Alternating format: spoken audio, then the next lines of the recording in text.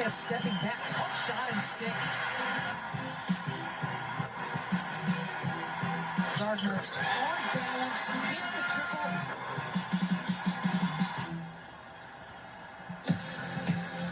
We are back. Year one in the Big Ten, not too shabby. We'll be joining our UCLA Bruins women's basketball head coach, and of course, our women's basketball players. Championship game, and the reigning Naismith Defensive Player of the Year, Lauren Betts, is back, and she brought some family with her. Little sis Sienna joins the program as the number 2. And now, if we notice or not, Lauren Betts has brought her family to this thing today. And our head coach for UCLA Bruins women's basketball team, her name is Corey Close. On the screen, but that was last year, so now we just gotta have a lot to look forward to. You look back at last year, really, with the Final Four, the first time for UCLA in NCAA history, and for you, is there anything about last season that you can look back on and be really proud of? Anything that jumps out to you, either the way you worked with your players or kept them together, or it's such a long season and everybody was giving you the best shot? What were you most proud of? Well, I think it was, all the firsts that we got to learn from. A season ago, we really never did get complacent. UCLA Bruins women's basketball team have made it to their first Final Four in their program history. But I think, overcoming spirit, and they're almost one step closer to making it to the national championship game, but they lost to UConn. I think about the choices of selflessness when everybody could have had a different night. I think some of those things, it's really the character. And I know it's kind of heartbreaking for them. Like, they wouldn't go to the national championship, but they almost made it there. To me, she's a player that but she was a little freshman. Before that, from the Maryland area. we had South Carolina we know, versus her relations to Condoleezza Rice and just that regal thing about Kiki. Coaching her now for 4 years in a row. What do you want people to know about Kiki? Well, I think Kiki is selfless, and Kiki is incredibly hardworking in a way that has been contagious and as building the character of our program. People comment all the time when they come and watch us from the WNBA that our preparation and work ethic is maybe unmatched in what they've seen, and the reality of that is that's because Kiki Rice set a new standard in our program, and I'll be forever grateful for that. Well, and you think about Kiki Rice is here. We're going to hear from her in just a moment. But Lauren Betts, preseason pick to be the Big Ten Player of the Year, the reigning Naismith Defensive National Player of the Year. She is so special. I know it's been a privilege to be able to coach her and teach her. When you think about what her next step is, and now she's got her younger sister who's also on your roster. We'll talk about Sienna in a minute. But what do you see from Lauren? Lauren is, she's always been sort of a unicorn from a talent perspective. But what she's bringing to us this year is sort of a steadiness of a work ethic, of extra work and leadership that I think even has surprised her. That her consistency in that, I've really coached her hard, and and her and she will say I'm her most annoying person. People say that about me. I'm very consistent in that role, but. At the end of summer, I thought it said so much about her that she actually thanked me for holding the standard. And that's not really a reflection on me, that's a reflection on her. And I just really appreciate that perspective in her. And I think it's having a huge, trickle-down effect for the rest of the players. So I just think it's her maturity. It's mostly, it's so easy to see her talents. I mean, there's so few people who can do what she can do. But where we will go is really about the other things.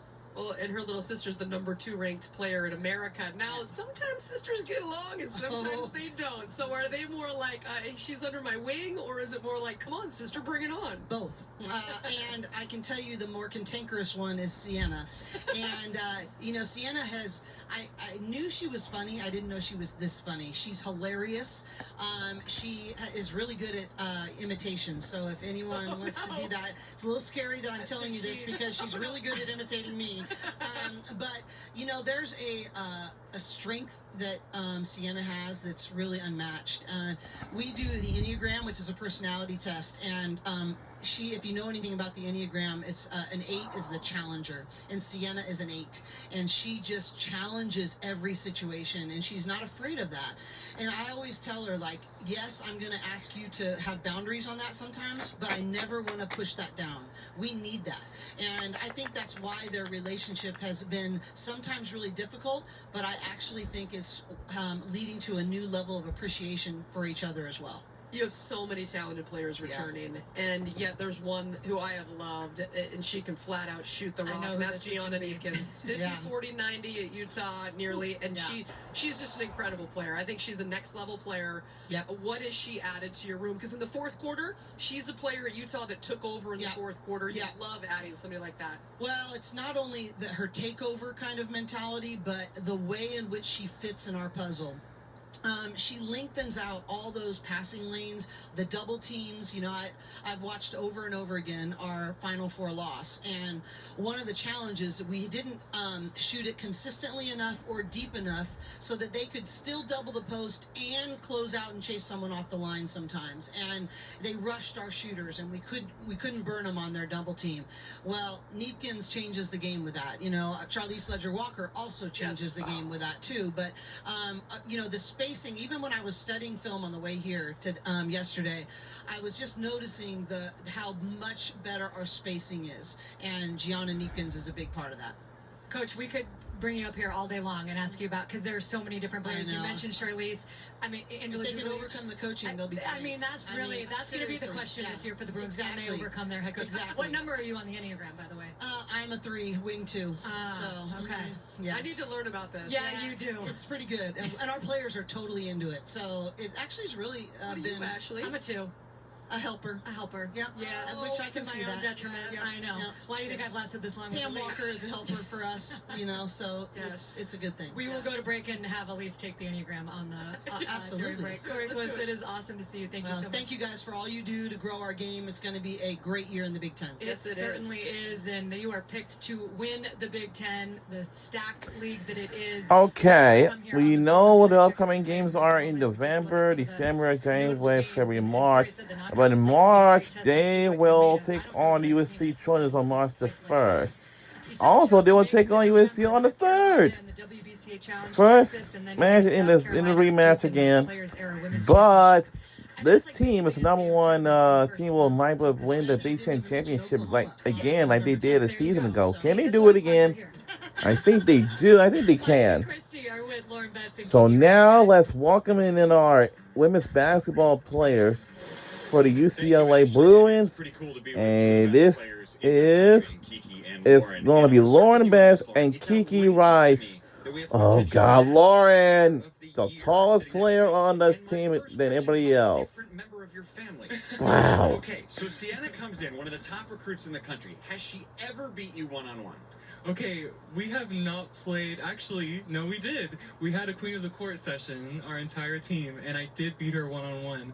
But the thing is about her and I is, like, our personalities, we can't take it seriously, so we're just it's Lauren Betts, was her number one player for UCLA. She's very talented, so I have to give her credit. Because she's younger, you know, you have the advantage and everything. But can she beat you in Uno, hide and seek? Like what? She can beat me at anything artistic. Lauren. She's very artistic. She's a really good painter, and she doesn't tell a lot of people. She's really good at that. But everything else, I feel like I have the, upper on her. So. Well, I have a great one for the DMV's own Kiki Rice, number one. When you and my very second player on the UCLA is Kiki Rice. The culture has been based upon how you individually approach the game. What does that make you think, and how does that make you feel to know that Corey Close feels that way about you? Yeah, it's fantastic that, Coach Corey has so much trust in me, but I really got to give a lot of credit to my teammates and this entire staff. I feel, empowered by everyone around me to consistently lead and just kind of be an example for everyone in this program. And the B10 and the state last season. Yeah, Kiki Rice, she certainly did that. I take a lot of pride in helping lead us and get to where we want to get to. Lauren, what's different about this season's team, and what have you seen so far in practices in the Let's philosophy listen to those and the two culture carrying players through? between Lauren Yeah, I Betts think and it's Kiki like that Rice. veteran leadership. We just have such a maturity about our team, and we come in every single day, and you don't have to question anybody's work ethic. Everybody comes in and they want to get better, and they want to do whatever they can to help the team succeed. And I just love it. I think it just brings out a different like excitement in every single day, and I love showing up every single day, knowing that I'm working with the best of the best. The roster is outrageously talented. I mean, it's just remarkable to have this much talent on one roster. So does that mean your roles are different at all? Like, is there anything that you're thinking, my role's going to be a little changed this year? You can both answer, but let me start with you, Lauren.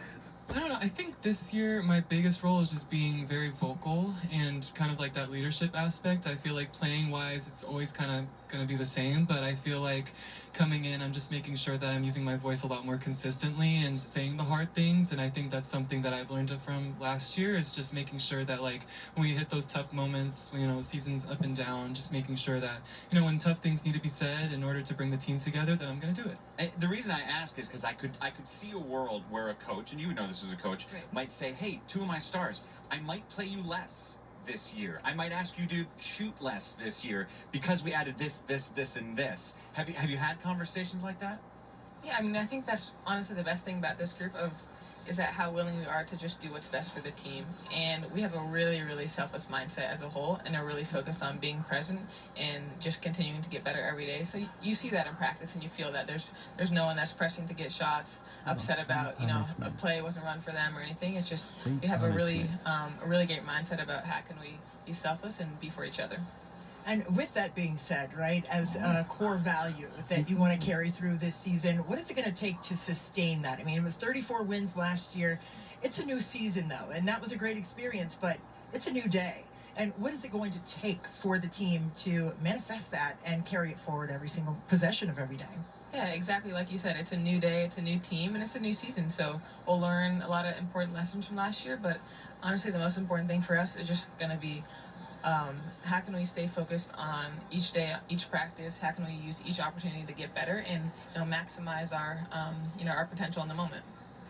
What was the locker room like? Let's listen after the to Final our Four favorite loss? players, Lauren Betts and Kiki Rice, once again. I mean, Kiki and I were waiting outside for a long time before we had to go into that press conference, so we didn't really get to be in the locker room, but obviously just, you know, very upsetting. You know, you get like 24 hours and you get to be upset. And coming up next after this, we have USC Trojans, then Minnesota Golden Gophers, and 3:30 p.m. we will have Nebraska Cornhuskers. Better we want to be from that, and I think I've just seen a lot of growth in all the girls. So. Last one for you. I say Gianna Neepkins. You say Shooter. Deadly. Okay. Looking forward to that weapon added to this. And we'll be looking forward to watching our teams play in the upcoming season in November soon to see if they can make it to the national championship and the baseball championship soon. And coming up next, we will have our USC Trojans women's basketball head coach and with the basketball players. That's next. And yeah, we will be right back on the other side.